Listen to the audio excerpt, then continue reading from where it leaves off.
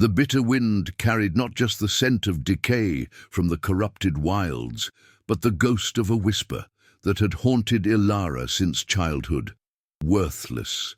It was a truth etched into her very being, a brand far deeper than the dark hue of her skin that already marked her as other among the pale-skinned elves of Eldoria. Cast out, deemed a curse for her magicless state during a desperate ritual, she had been left to perish in the desolate fringes beyond the veil, a realm where even magic itself twisted into something monstrous. Her survival here, amidst the gnarled, ancient oaks that pulsed with a strange, forgotten energy, was a constant, agonizing reminder of a life she was never meant to have, a life perpetually on the precipice of oblivion, fighting for every breath against a world that had unequivocally rejected her. Comment where you're watching us from and subscribe, because this story is just beginning. Now, let's continue. Each sunrise brought with it the crushing weight of another day, survived, yet never truly lived. Ilara moved through the warped landscape of beyond the veil like a phantom, her steps light to avoid the treacherous patches of fading magic, her gaze perpetually scanning for threats unseen by ordinary eyes. The scars on her soul ran deeper than any physical wound, a constant ache of abandonment that resonated with every rustle of dry leaves, every mournful cry of a distant, mutated creature. She bore the heavy responsibility of merely existing, a burden of proof against a kingdom that had written her off. Fear, cold and insidious, was her closest companion, the terror of that echo of rejection returning, of being found and once more cast aside. It was a suffocating loneliness, an existence defined by absence and the gnawing hunger for a place where she truly belonged. Her normal world was a tapestry woven from survival and despair, a stark contrast to the verdant, magic-rich lands of Eldoria she vaguely remembered from childhood. Here, food was scarce, water often tainted, and shelter was a constant, perilous quest among the ancient, skeletal trees that seemed to mock her magicless state with their strange, forgotten energies. Ilara had learned to read the distorted patterns of the land, to discern edible fungi from deadly spores, to track the few elusive creatures that managed to thrive in the corrupted expanse. Every moment was a battle, a testament to a resilience forged in the fires of necessity, a quiet defiance against the death sentence her kin had imposed. She was a ghost in a graveyard, her dark skin a camouflage against the shadows, her silence a shield against the horrors that lurked within the fading magic. Beneath the hardened exterior of a survivor, Ilara harbored a fragile heart, a contradiction she guarded fiercely. While she outwardly accepted her fate, the deep-seated belief in her own worthlessness was a prison, yet within its walls, a rebellious spark flickered.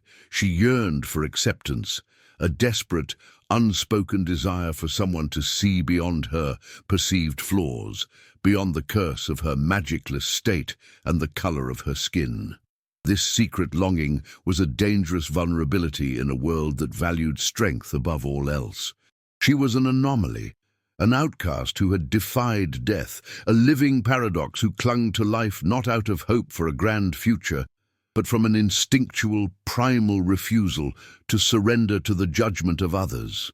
Her very survival was an act of quiet defiance, a silent scream against the injustice of her birth.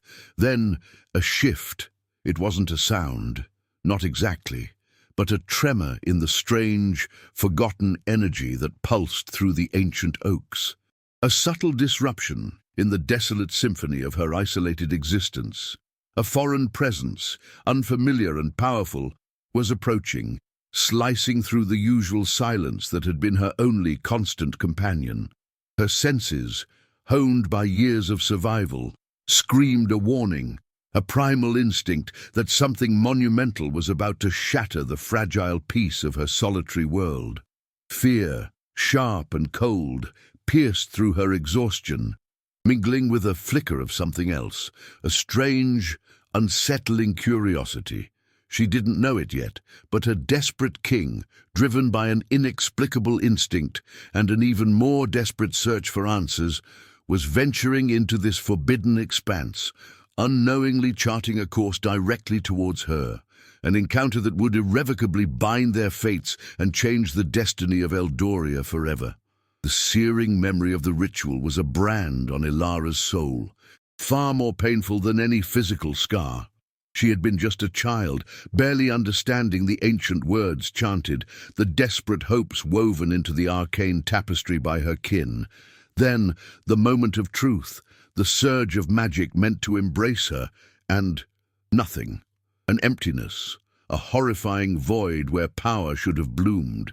The collective gasp, the immediate recoil, the whispers of curse and blight, as her dark skin, already a mark of difference, seemed to amplify their disdain. That day, she lost not just her home, but her very identity, cast out into the desolate fringes beyond the veil, a realm that echoed the emptiness within her, leaving her with an insurmountable debt of worthlessness. Life in Beyond the Veil was a brutal, relentless master, teaching Ilara lessons carved in hunger and solitude. Every sunrise brought with it the crushing weight of another day survived, yet never truly lived, reinforcing the belief that she was an anomaly, a mistake. The gnarled trees, whispering forgotten energies, seemed to mock her magicless state, a constant reminder of what she lacked, what she could never be. Her existence became a perpetual act of defiance against a sentence she'd been too young to understand, but too old to forget. She bore the heavy responsibility of merely existing, a burden of proof against a kingdom that had written her off. The deep scars of abandonment festering with every breath. Her greatest fear wasn't the mutated creatures that stalked the desolate expanse, nor the treacherous patches of fading magic that could twist reality. It was the chilling echo of that initial rejection, the terror of being found, seen, and once more cast aside. The memory of the elder's cold gaze, the collective shunning of her own blood, ingrained a profound insecurity. She moved like a phantom, her steps light, her presence minimized, a desperate attempt to avoid drawing attention, to remain unseen, unjudged. This constant vigilance, this ingrained anticipation of scorn, made her wary of any connection, any glimmer of hope that might expose her fragile heart to renewed devastation. Beneath the hardened exterior of a survivor, Ilara harbored a fragile heart, a contradiction she guarded fiercely. While she outwardly accepted her fate, the deep-seated belief in her own worthlessness was a prison. Yet within its walls, a rebellious spark flickered. She yearned for acceptance, a desperate, unspoken desire for someone to see beyond her perceived flaws, beyond the curse of her magicless state and the color of her skin. This secret longing was a dangerous vulnerability in a world that valued strength above all else. A silent scream against the injustice of her birth, a hunger for a place where her spirit, not her magic, defined her worth. The very concept of romance was a cruel jest to Ilara, an impossible dream she had long ago buried under layers of survival and self-preservation. Who could possibly look upon a magicless outcast marked by her dark skin and the curse of her birth, and see anything worthy of affection? Her life was a constant battle against oblivion, leaving no room for the tender vulnerabilities that love demanded. To even consider such a possibility felt like a betrayal of her own painful reality, a dangerous indulgence that could only lead to deeper hurt, another agonizing rejection she knew her fractured soul could not endure. Her isolation was not merely physical, it was a profound, soul-deep solitude that convinced her she was fundamentally unlovable. Years of fending for herself, of speaking only to the wind and the gnarled trees, had etched a deep chasm between her and any notion of human connection. The faint, almost dreamlike memories of Eldoria's verdant beauty and the warmth of shared laughter felt like a distant, impossible fantasy, a world she was forever barred from. This constant, gnawing loneliness reinforced her belief that her fate was to walk this desolate path alone, forever an outsider, forever undeserving of companionship or affection. Then, a sudden, inexplicable shift, a disruption in the desolate symphony of her isolated existence. A powerful, unfamiliar presence sliced through the air, not with the destructive force of a monster, but with an undeniable authority. Before Ilara could process the tremor in the ancient oaks, before her survival instincts could fully register the anomaly, strong hands were upon her, a dizzying blur of movement. She felt herself lifted, enveloped in a strange, unfamiliar warmth, her mind reeling with confusion and a renewed terror. She was being taken, spirited away from the only world she knew, thrust into an unknown future, her heart pounding a frantic rhythm against the terrifying uncertainty of her next breath. En este canal traigo las historias de romance más épicas e intensas. Cada semana, un nuevo mundo, una nueva pasión imposible. King Theron of Eldoria was a formidable silhouette of command, his presence alone capable of silencing a bustling court. His frame, tall and lean, was encased in dark, finely wrought armor that hinted at strength rather than overt bulk, his movements economical and precise. A mane of silver hair, streaked with midnight, framed a face etched with the burdens of his office, sharp cheekbones and a jawline that spoke of unyielding resolve. His eyes, the color of ancient sapphires, held a depth of weariness that belied his youthful vigor, yet they missed nothing, observing the world with a piercing intensity. This was the monarch who, driven by an instinct he couldn't explain, had ventured into the corrupted wilds beyond the veil, not as a conqueror, but as a desperate seeker. He carried the weight of a kingdom on his shoulders, a silent testament to endless nights spent strategizing against the encroaching blight and the political unrest that simmered beneath Eldoria's elegant veneer. The crown Theron bore was heavier than any metal, pressed down by generations of expectation and a kingdom teetering on the precipice of ruin.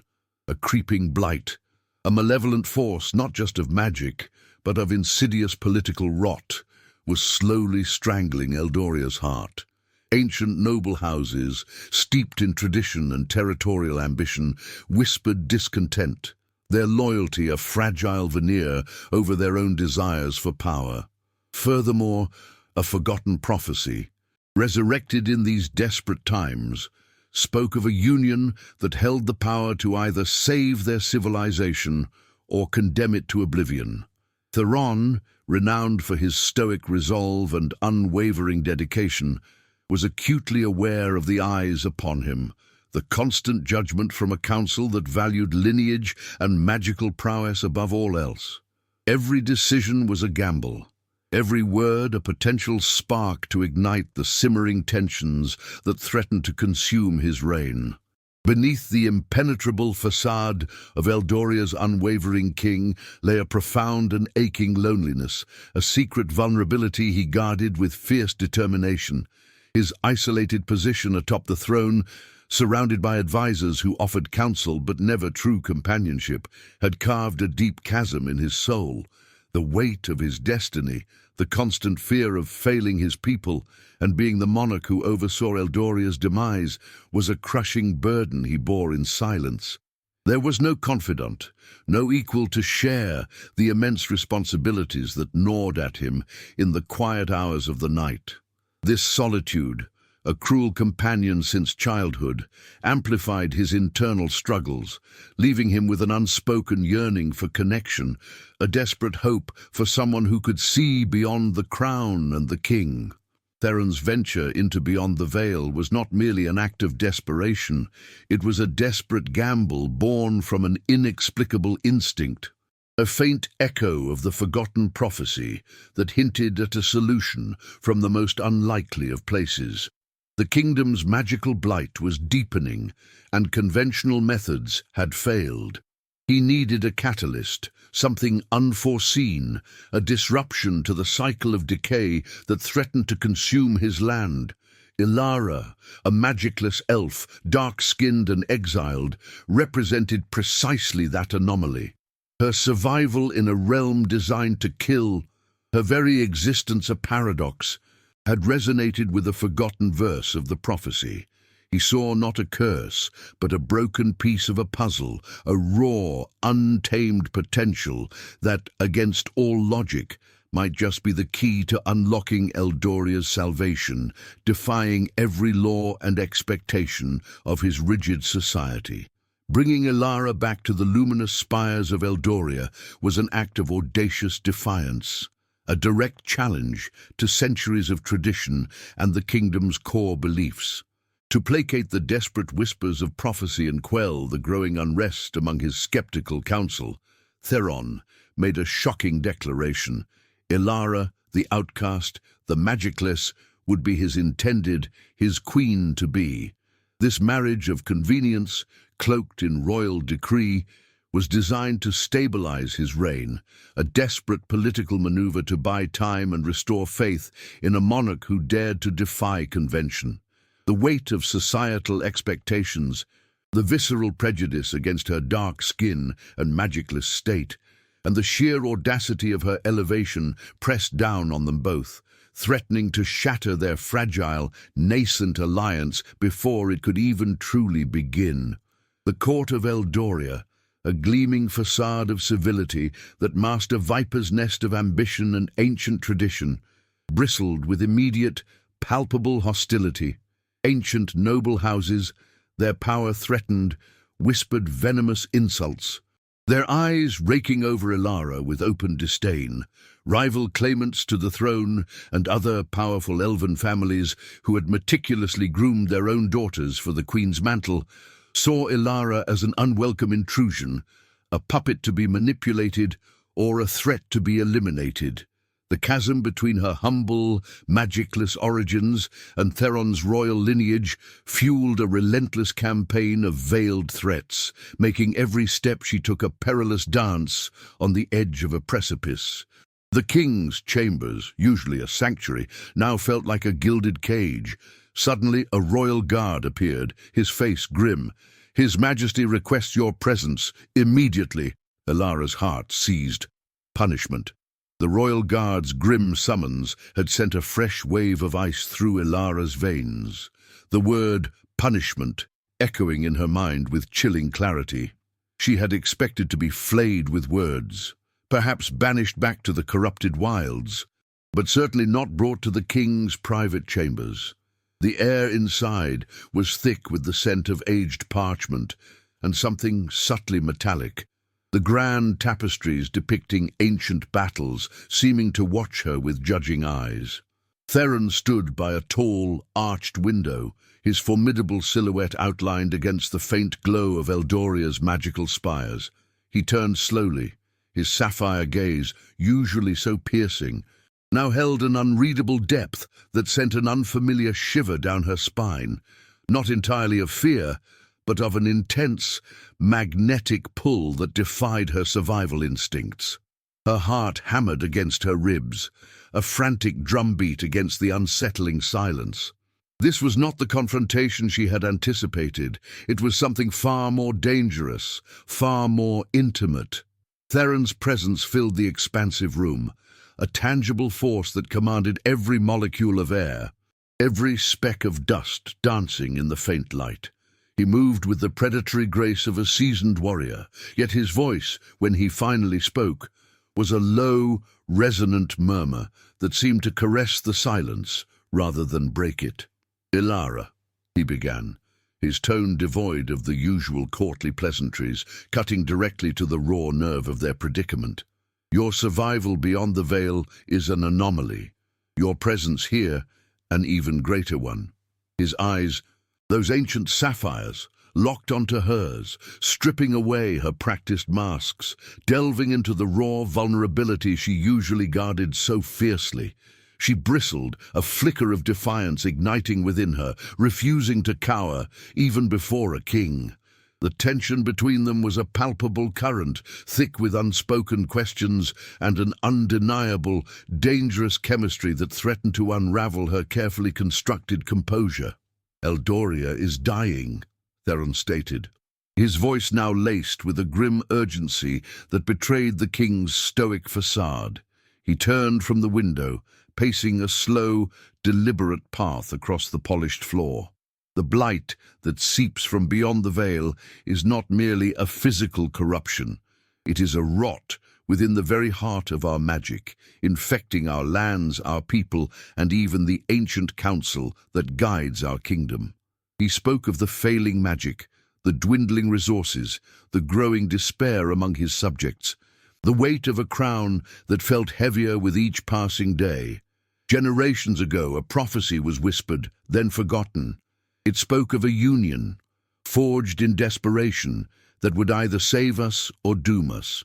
A union of opposites from disparate worlds, whose combined spirit would rekindle the fading light. He paused, his gaze sweeping over Ilara, a silent question hanging in the air.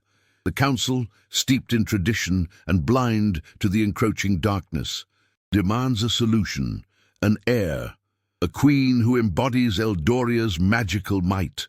Theron continued, his words heavy with the political machinations that constantly threatened to consume him. They would see me wed to a noble from a powerful house, someone whose lineage and magical prowess would appease their fears and secure their loyalty.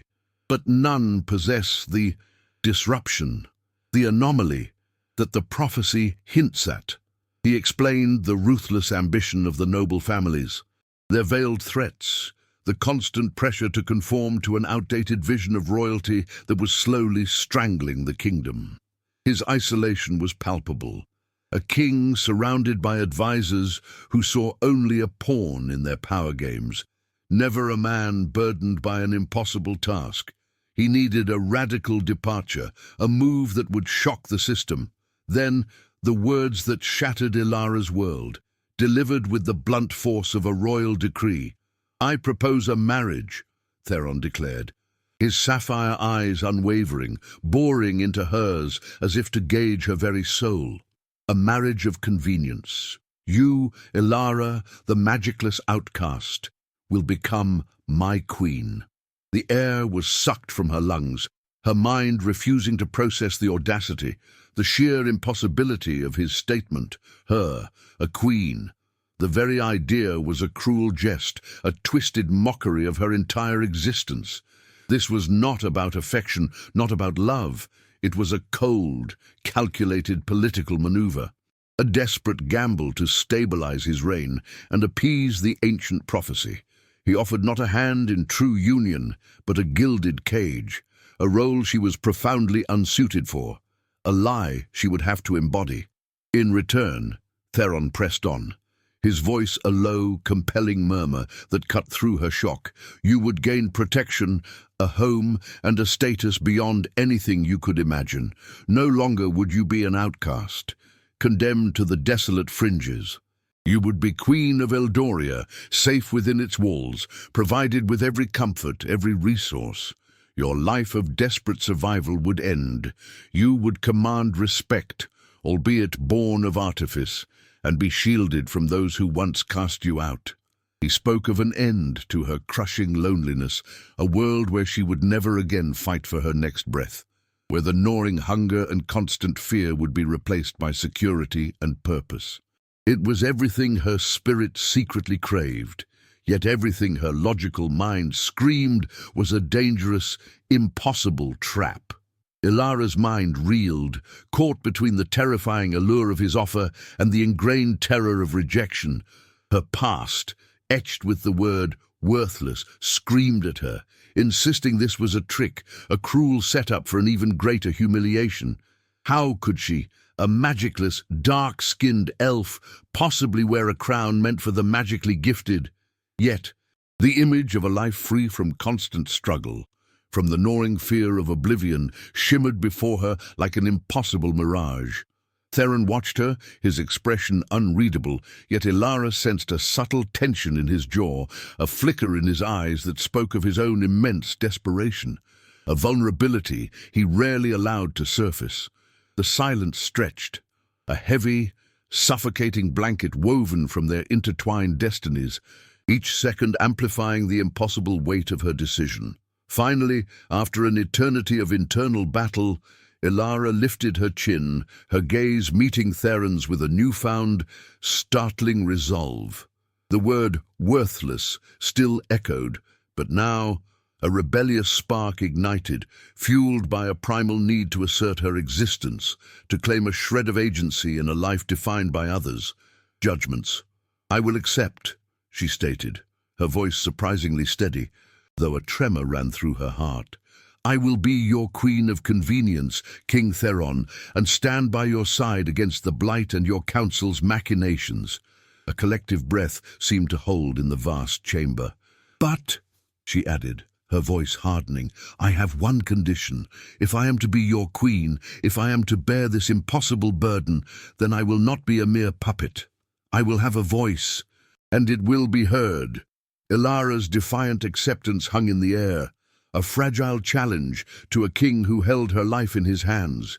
Theron's sapphire eyes, which had held an unreadable depth moments before, now flickered with a raw, almost imperceptible relief, quickly masked by his customary stoicism. He nodded, a single, decisive movement that sealed her fate and his own, with an irrevocable finality.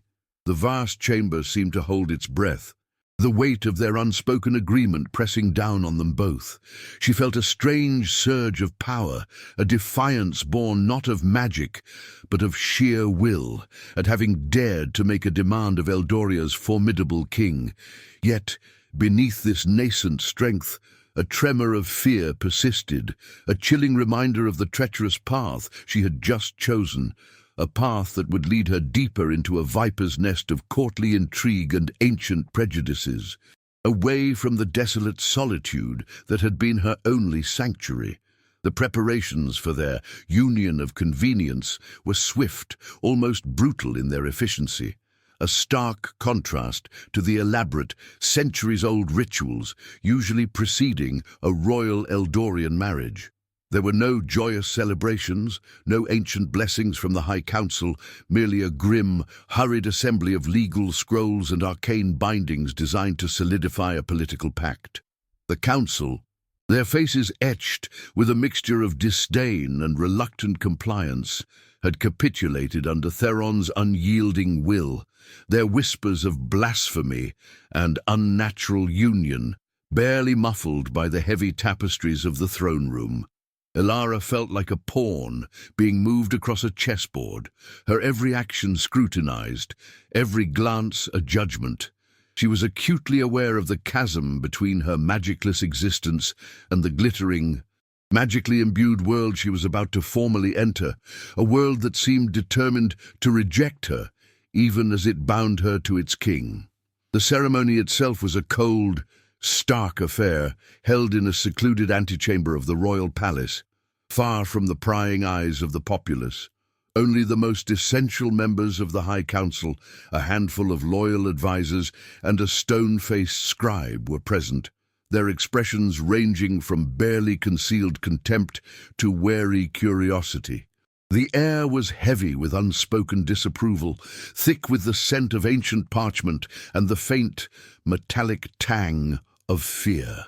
Ilara stood beside Theron, her dark skin a stark contrast to his pale elegance, feeling utterly exposed, a raw nerve amidst a gathering of polished blades. There was no joy, no warmth, only the chilling finality of words spoken, oaths exchanged, and the scratch of a quill on vellum, sealing a destiny she still struggled to comprehend. The weight of their gazes pressed down on her, a physical burden. As the scribe meticulously documented the terms of their agreement, a hushed murmur rippled through the small assembly. Lord Valerius, a noble whose family had long vied for a closer alliance with the throne, visibly sneered, his eyes raking Ilara's simple gown with undisguised contempt. Across the room, Lady Seraphina, whose own daughter had been a prime candidate for queen, clutched her jeweled fan, her knuckles white, her gaze burning with icy fury. The tension was palpable, a silent war waged through averted glances and tightened jaws. Ilara felt the collective weight of their disapproval, a familiar echo of the rejection that had defined her life, yet a flicker of defiance sparked within her, refusing to cower. This was her new battlefield, and she would stand her ground, even if her heart pounded like a trapped bird. Then came the moment of symbolic binding, a necessary component even for a marriage of convenience. Theron, with an almost imperceptible shift of his formidable frame, turned to face her fully. His hand, warm and unexpectedly gentle, reached out, taking hers. A simple, unadorned silver band, intricately carved with ancient Eldorian symbols of duty and protection, was produced. As he slid it onto her finger, a jolt, not of magic, but of a strange, raw energy passed between them. Her breath hitched, her eyes involuntarily rising to meet his. For a fleeting second, the sapphire depths of his gaze held something more than kingly resolve, a flicker of something ancient, something vulnerable, a shared burden that transcended their disparate worlds, a dangerous spark that promised more than mere alliance. The requirement for a public demonstration of their newly forged bond was next, a custom steeped in tradition, designed to present a united front to the skeptical court and the kingdom beyond. Theron, without a word, drew her slightly closer, his hand remaining clasped around hers, his thumb tracing a slow, almost imperceptible circle on her skin. Ilara's muscles tensed, her mind screaming at the unexpected intimacy, the raw vulnerability of the gesture. She felt the warmth radiating from his body, the subtle scent of ancient parchment and something uniquely his, a clean, sharp scent that filled her senses. Her heart hammered against her ribs, a frantic rhythm against the unsettling silence of the chamber. This was a king, a man of immense power, and his touch, however formal, was an undeniable declaration of possession, a dangerous claim she was not yet ready to acknowledge. A kiss to seal the oath, the high scribe intoned, his voice devoid of emotion, a mere pronouncement of ancient law. Ilara's breath caught in her throat, her eyes widening as Theron slowly, deliberately lowered his head. The world narrowed to the space between them, the rapid beat of her own heart deafening in her ears. She could feel the warmth radiating from his body, smell the subtle, earthy scent of him, mixed with the crisp air of Eldoria. His gaze, those piercing sapphire eyes, locked onto hers, a silent question, a challenge, an undeniable pull that transcended the artifice of their arrangement. Her lips parted slightly, a gasp escaping before his mouth met hers. It was meant to be a formal gesture, a chaste brush, yet the contact ignited an unexpected, searing heat, a shockwave that reverberated through her very bones. This was no mere agreement. The kiss was brief, barely a breath, yet it detonated an explosion of sensation within Ilara, shattering her carefully constructed walls. It wasn't gentle, nor was it forceful. It was a hungry, potent claim, a spark that ignited a fire she hadn't known she possessed. Her senses reeled, the scent of him, the unexpected firmness of his lips, the sudden surge of a dangerous, undeniable desire that defied all reason and logic. For a moment, she forgot the counsel, the prophecy, the blight. There was only the electric current that now coursed through her veins, a terrifying realization that this union was far more perilous, far more real than she had ever anticipated. The world seemed to tilt on its axis, a silent promise echoing in the aftermath of their contact. Like this video if you're already hooked, and subscribe for more epic romances. As Theron pulled away, his eyes, dark and stormy as a winter sky, held hers for another charged moment. a silent acknowledgement of the unexpected tremor that had passed between them.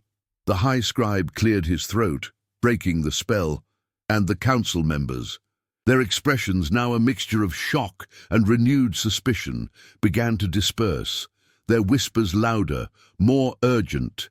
Theron, regaining his kingly composure, tightened his grip on Ilara's hand, a silent anchor in the turbulent wake of their forced intimacy.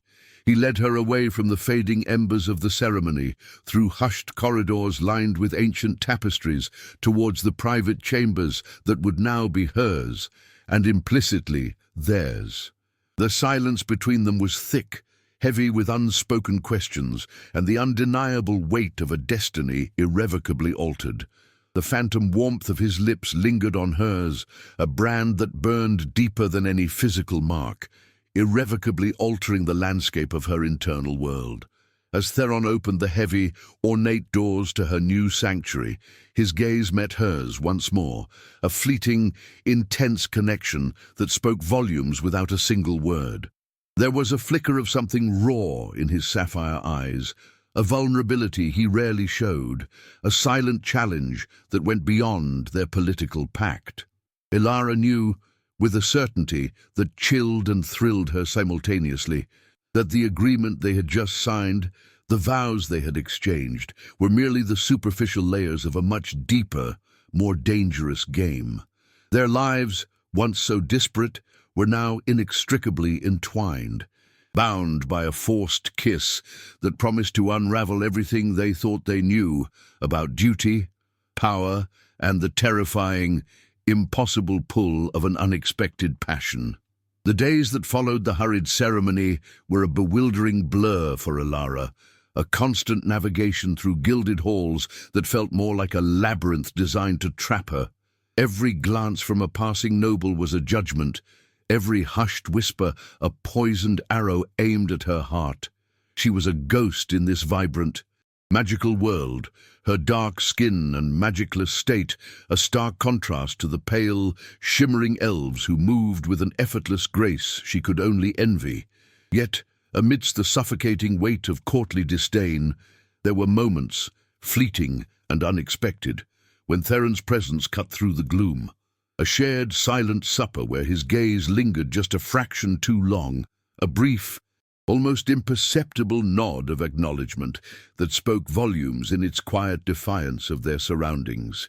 These tiny slivers of connection were both a comfort and a terrifying revelation, planting a seed of doubt in her carefully guarded heart. Her mornings often began with solitary walks through the castle's sprawling, manicured gardens, a stark contrast to the wild, untamed landscapes of beyond the Vale. She studied the exotic flora, marveling at their vibrant colors and the subtle hum of magic she couldn't wield, but could now sense. Sometimes, Theron would join her, his presence a silent, imposing shadow, his sapphire eyes observing her with an intensity that made her acutely aware of every breath she took. He never spoke of her magicless state, nor of the court's disdain, but instead pointed out rare plants, explained ancient Eldorian constellations, or shared observations about the kingdom's history. These quiet exchanges, devoid of courtly artifice, slowly began to chip away at her ingrained defenses, making her wonder if their pretending was perhaps more complex than she had initially believed. The formal council meetings were a crucible of barely veiled hostility. Lord Valerius, a man whose silver tongue was as sharp as his ambition, seized every opportunity to subtly undermine Ilara. During a discussion on resource allocation, he raised an eyebrow, his voice dripping with false concern. "Perhaps, Your Majesty, the Queen-to-be, with her unique background, could offer insights into managing scarcity, though, of course, the magical intricacies of our supply chains might prove challenging." A ripple of snickers spread through the chamber. Lady Seraphina, ever poised, merely offered a condescending smile, her eyes conveying a chilling message of Ilara's utter inadequacy. The public humiliation was a bitter draught, a stark reminder of her otherness, designed to reinforce her low status and prove her unworthiness to the assembled nobility, making her heart clench with familiar pain. Before Ilara could even formulate a biting retort, Theron's voice, a low rumble that commanded immediate attention, cut through the snickers. "Lord Valerius," he stated, his tone devoid of anger, yet laced with an icy authority that silenced the room instantly. The Queen-to-be's experience with scarcity in environments far harsher than our own gives her a perspective none of us possess. Her resilience, forged in a world where survival itself is an art, is precisely the strength Eldoria needs to weather this blight. Perhaps, instead of questioning her capabilities, we should seek to learn from them. His sapphire gaze swept across the council, a silent warning.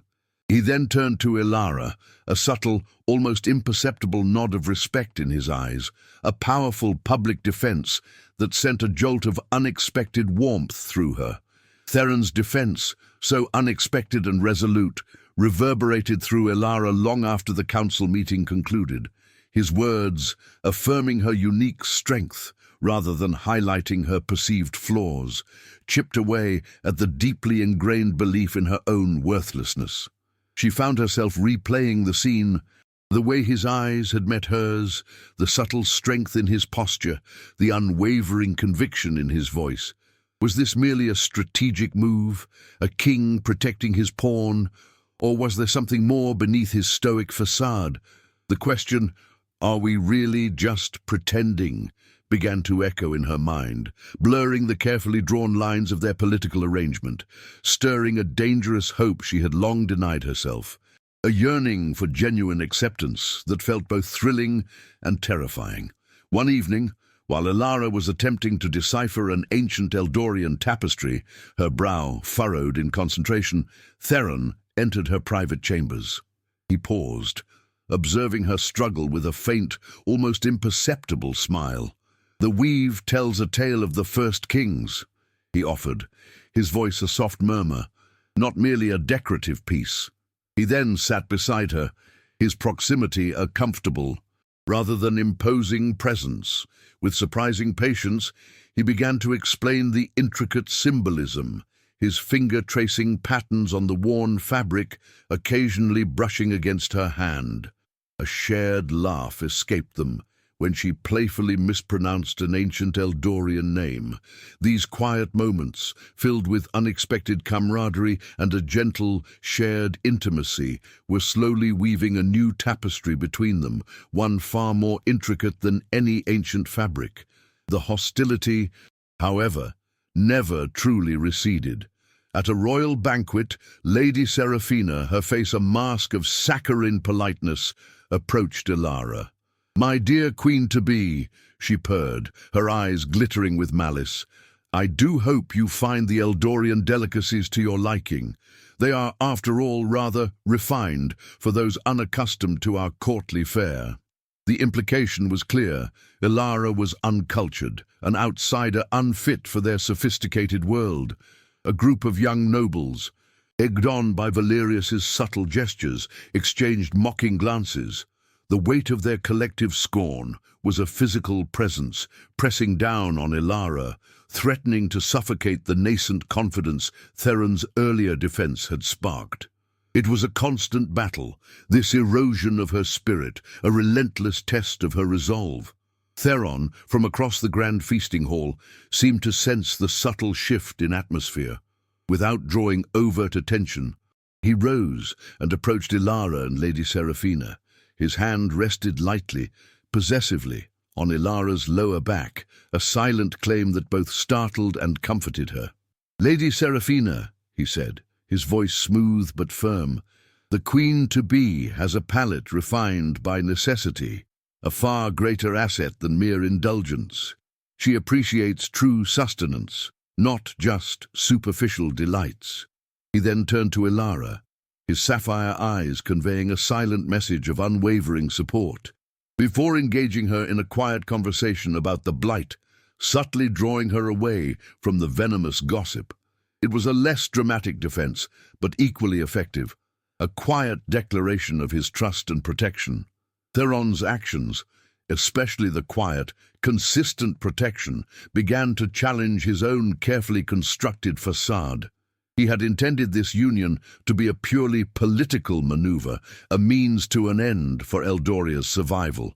Yet Ilara's quiet resilience, her defiant spirit in the face of relentless scorn, stirred something within him he hadn't known was dormant.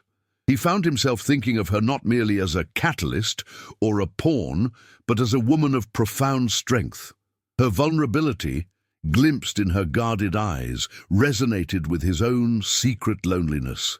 The line between duty and a burgeoning, dangerous affection blurred, making him question, was he truly just pretending? Or was this unexpected connection beginning to heal the isolation of his crown, offering a companionship he desperately craved?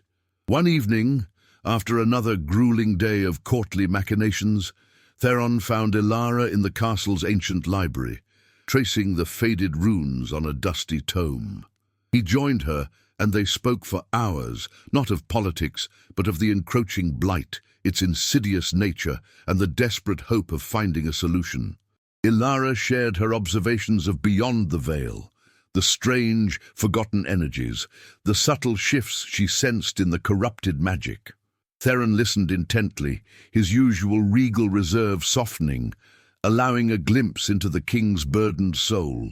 There was a profound intimacy in this shared vulnerability, a quiet understanding that transcended their disparate backgrounds. For the first time, Ilara felt truly heard, truly seen, not as an outcast or a queen-to-be, but as an equal, a partner in a destiny far larger than either of them. As the weeks passed, their bond, unspoken yet undeniably potent, deepened, a fragile bridge built over the chasm of their different worlds. One night, while reviewing ancient maps of Eldoria's blighted lands, their hands brushed, sending a jolt of electric awareness through them both.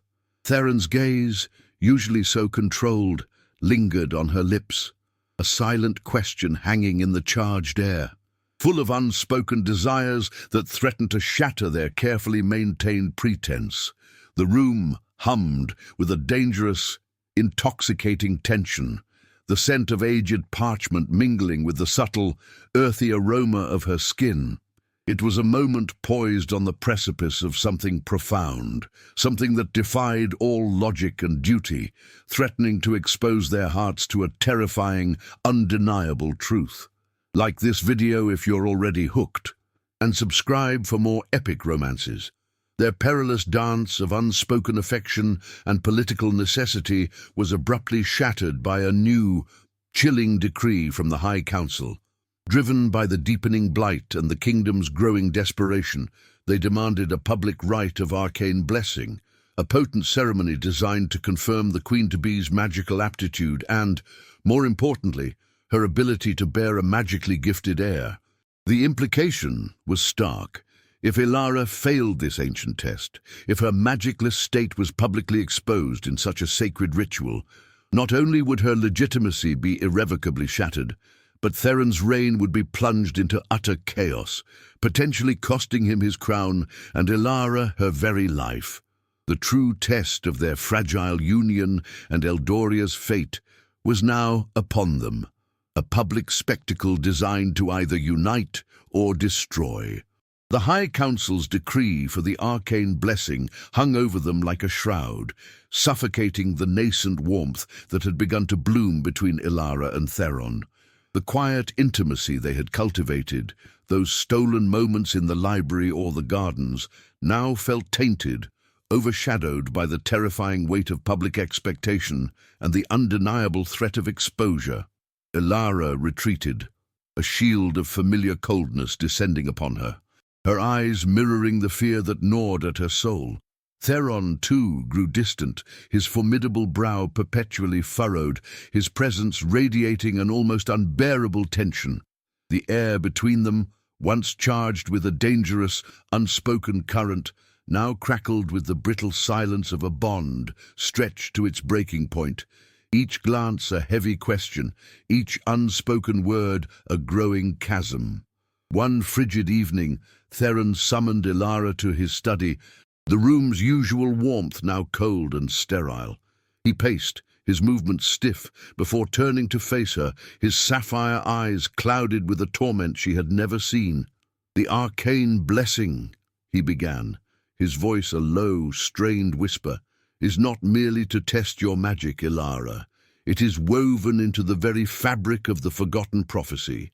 It demands a true connection, a shared magical resonance between king and queen, or it will not only expose your lack, but will irrevocably sever the kingdom's last tether to the fading magic, plunging us into irreversible ruin." He revealed the council's true ultimatum. Failure meant not just her banishment, but Eldoria's ultimate demise, a deadline looming ominously close. The revelation hit Ilara like a physical blow, stealing the air from her lungs. Not only was her magicless state a secret, but its exposure during this sacred ritual would doom an entire kingdom.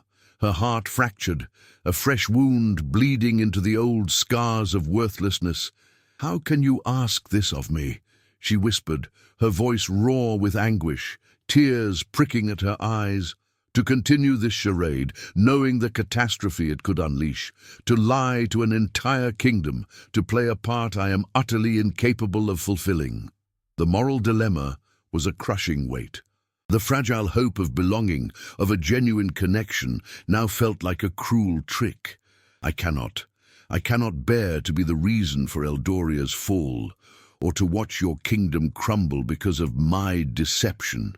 Theron's gaze softened, a flash of vulnerability piercing his kingly mask. He stepped closer, his hand reaching out, then hesitating, suspended in the air between them. "Ilara," he pleaded, his voice thick with a desperate urgency, "you are not a deception. You are the anomaly, the unexpected variable the prophecy hinted at. I brought you here because I felt a pull, an instinct that defied all logic. And now," his voice dropped to a near inaudible murmur, "now I find myself needing you, not just for Eldoria, but for myself. You have brought a light into this isolated existence, a companionship I never dared to dream of. Please, we must find a way. I cannot lose you, or Eldoria." To this blight, their conversation spiraled into a maelstrom of raw emotion, a painful dance between duty and a terrifying, burgeoning affection. Ilara's fear of rejection, so deeply ingrained, resurfaced with venomous force. "What if I fail?" she choked out, her voice trembling. "What if this true connection you speak of doesn't exist? I have nothing, Theron, no magic, no lineage, only a past defined by rejection. I cannot bear to be cast out again, especially not by you, after everything."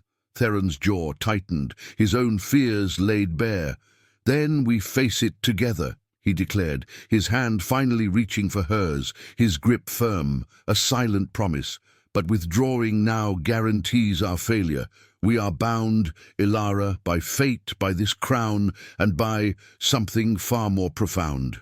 The unspoken love hung heavy, leaving them teetering on a precipice. The decision, agonizing and fraught with peril, was made. They would proceed with the arcane blessing, a desperate gamble against impossible odds. The silence in the castle corridors that followed was heavy, pregnant with unspoken fears and the chilling certainty of their impending fate. Ilara moved through the gilded halls like a somnambulist, her heart a frantic drum against her ribs, every breath a testament to the terrifying courage she now had to muster. Theron, grim-faced and resolute, had issued the royal summons. The grand hall, usually reserved for coronations and treaties, was being meticulously prepared, its ancient stones echoing with the hushed anticipation of Eldoria's most pivotal assembly. The time had come. A herald's booming voice pierced the morning air. "By royal decree, all subjects of Eldoria are commanded to assemble for an announcement of gravest importance."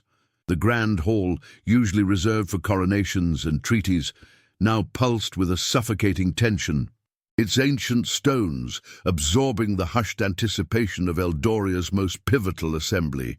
Every noble house was represented, their faces a tapestry of skepticism, disdain, and a morbid curiosity, their gazes converging on Ilara like sharpened daggers. The air, thick with the scent of ceremonial incense and unspoken judgment, pressed down on her, each breath a struggle. She stood beside Theron, his formidable presence a silent anchor in a sea of hostility, yet even his unwavering resolve could not shield her from the chilling echoes of her past. This was the ultimate stage, the moment where her true nature, her magicless state, would either be revealed as a damning curse or, impossibly, transformed into a symbol of salvation. Her heart hammered against her ribs, a frantic drum against the terrifying uncertainty of her fate and Eldoria's. The High Scribe, his voice resonating with centuries of tradition, initiated the arcane blessing, his ancient chants weaving a delicate tapestry of magic into the hushed hall. He raised a luminous orb, its light meant to flare in response to a true, magical queen. As he presented it to Ilara, her hand trembled slightly, a palpable current of fear running through her. The orb's glow, instead of intensifying, flickered weakly, almost imperceptibly, casting long, wavering shadows across the expectant faces of the council. A collective gasp rippled through the assembly, quickly followed by a venomous wave of whispers. "No magic," someone hissed, the words cutting through the air like ice shards.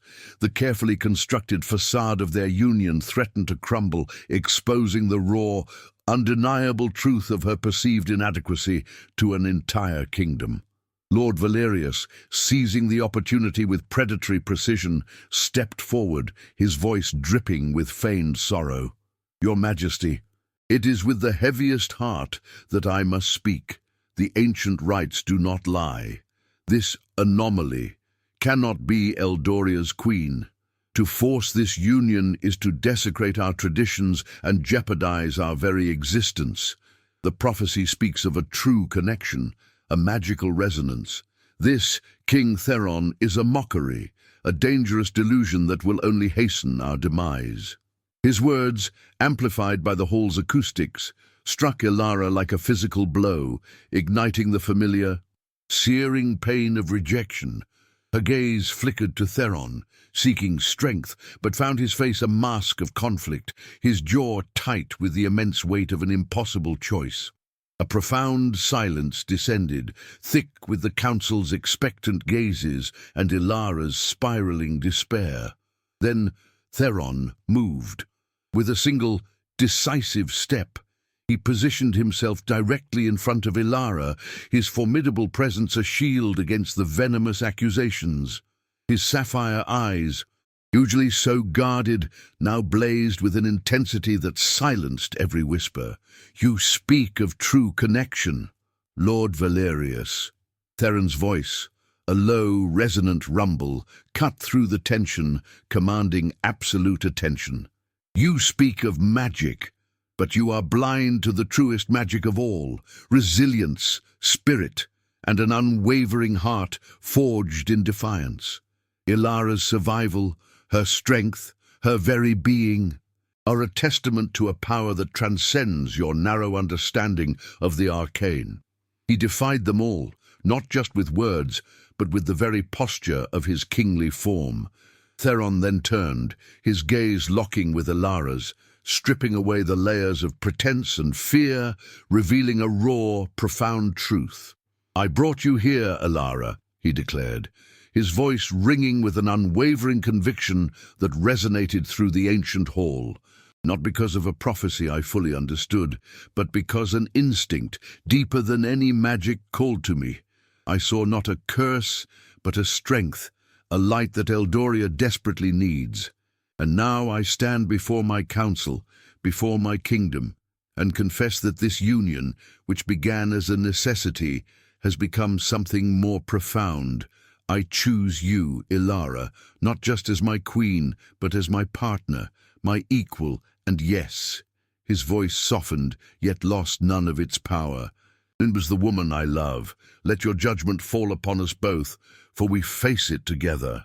A collective gasp ripped through the assembly, followed by an unprecedented, stunned silence. Theron's confession, a public declaration of love that defied centuries of tradition and political maneuvering, hung in the air, shattering every expectation. Ilara's heart, which had been a frozen knot of fear, now throbbed with a tumultuous mix of terror and an overwhelming, incandescent joy. Tears pricked at her eyes, but she held them back, drawing strength from his unwavering gaze.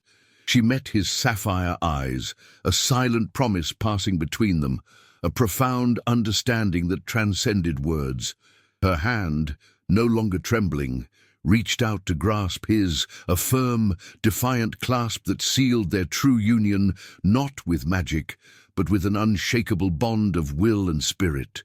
The hall still hummed with shock, but a nascent hope, fragile yet potent, began to stir among the hushed onlookers, a ripple of belief in a love that defied all odds.